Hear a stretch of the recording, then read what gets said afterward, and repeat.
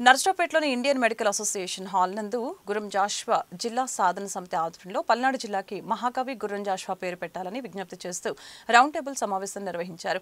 ఈ కార్యక్రమంలో గుర్రం జాషువా జిల్లా సాధన సమితి చైర్మన్ మాజీ మంత్రి వర్యులు టోకా మాణిక్యవరప్రసాద్, టీటీడీ పాలక మండలి సభ్యులు జంగా కృష్ణమూర్తి, ఎమ్మెల్యే చదలవాడ అరవింద్ బాబు పాల్గొన్నారు. గుర్రం జాషువా గురించి ముఖ్య అతిథులు ప్రసంగించారు.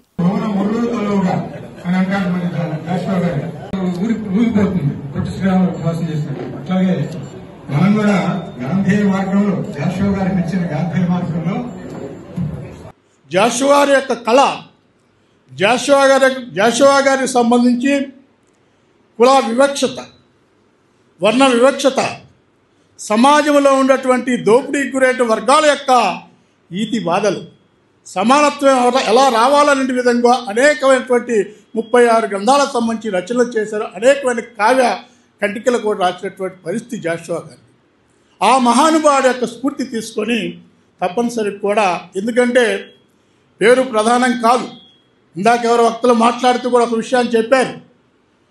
సామాజిక స్పృహ నశిస్తుంది, సామాజిక స్పృహ కొరవడుతుంది. సామాజిక స్పృహ ఎవరికి అవసరం?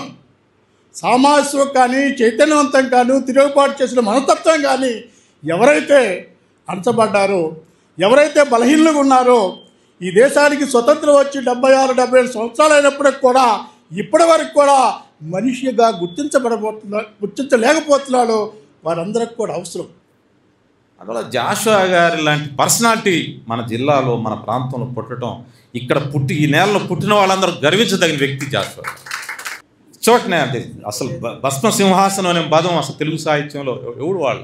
శ్మశానానికి అంత నీతి, అక్కడ ఏ కులం లేదు, ఏ మతం లేదు, అంతరాలు లేవు, శ్మశానాలు నువ్వైనా రాజు అని ఎవడోనే ఒకటేదా అని అంత ఫిలాసఫీ చెప్పినటువంటి ఆ మహాశివుడి యొక్క ప్రతిరూపం జాషువా గారు, ఇన్కార్నేషన్ ఆఫ్ మహాశివ.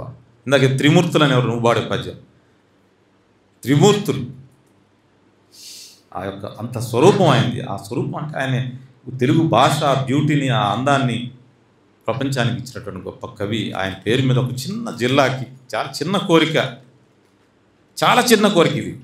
భావం తప్పనిసరిగా మరి అన్న చెప్పినట్టు మాణిక్యవరప్రసాద్ గారు వారు రాసిన కవితలు అంటే మనిషి ఏ విధంగా బతుకుతున్నాయంటే కులాన్ని బట్టి, మతాన్ని బట్టి, డబ్బులను బట్టి గౌరవించే రోజులు.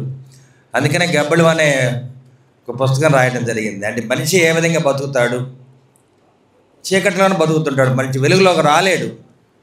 అంటే ఎస్టీ, ఎస్సీ, బీసీ, మైనార్టీ సోదరులందరూ కూడా వెలుగులోకి రావాలి, అట్టడుగు వర్గాలన్నీ బయటికి రావాలన్న ఆలోచనతో గబ్బళం అనే పుస్తకం రాశాడు. టోకా మాణిక్యవరప్రసాద్ గారు ఈ కార్యక్రమాన్ని చేపట్టారు. తప్పనిసరిగా మనం ఏదైతే అనుకుంటున్నామో, మనం ఏదైతే కళ్ళగంటున్నామో దాన్ని పైకి తీసుకెళ్ళాలి. ఒక్కటే గుర్తుపెట్టుకోండి, మన ఎవరెస్ట్ శిఖరాన్ని ఎవరైనా ఎక్కుతా అనుకున్నారా? మొదట్లో ఎవరు అనుకున్నా ఎక్కలేమనుకున్నారు, కానీ 10th నార్కే ఎడ్మండ్ హిల్లరీ ఎక్కారు, అవునా కదా? అది చంద్రమండలం వెళ్తావా అనుకున్నా, నవ్వుకున్నాం మనం, ఒట్టిదేలేని. చిన్నప్పుడు పాండవ వనవాసం పాటల్లో అర్జునుడు స్వర్గానికి వెళ్ళాడు, అవునా కదా? వాళ్ళు విమానాల్లో తిరిగేవాళ్ళు ఆ రోజుల్లో, రావణాసురుడు, అర్జునుడు, వీళ్ళు నమ్మేమో మనం.